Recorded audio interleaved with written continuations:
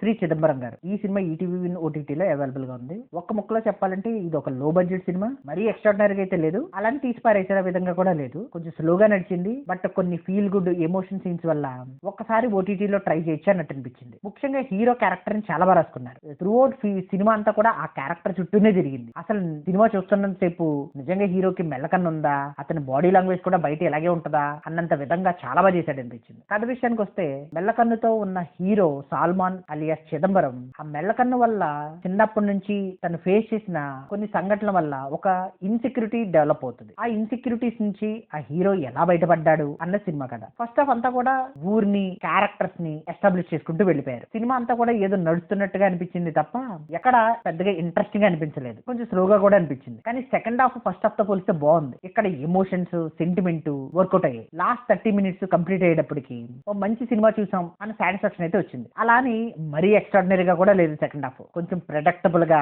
మనం ఎక్స్పెక్ట్ చేసే విధంగానే నడుస్తుంది. సినిమా లో బడ్జెటే గానీ స్టోరీకి మంచి హిల్ ఏరియాని ఎంచుకున్నారు. ఆ కొండల్ని వాటిల్ని బాగా చూపించారు. ఫీల్ గుడ్ అనిపించింది సినిమా అంతా కూడా. దానికి తోడు బ్యాక్గ్రౌండ్ మ్యూజిక్ కూడా బాగుంది, డీసెంట్ అనిపించింది. సాంగ్స్ ఇంకొంచెం బెటర్ గా ఉంటే బాగుండేది, జస్ట్ పర్వాలేదు అన్నట్టుగానే ఉన్నాయి. హీరోయిన్ క్యారెక్టర్ కూడా మనం రెగ్యులర్ గా చూసే హీరోయిన్ క్యారెక్టర్ కాదు. ఈ సినిమాలో ఆ క్యారెక్టర్ కి ఎంతవరకు ఉండాలో ఆ అమ్మాయి అంతవరకు అయితే జస్టిఫై చేసింది. కామెడీ సీన్స్ అక్కడక్కడ వర్కౌట్ అయ్యాయి అంతే, పెద్దగా లేవు కూడా.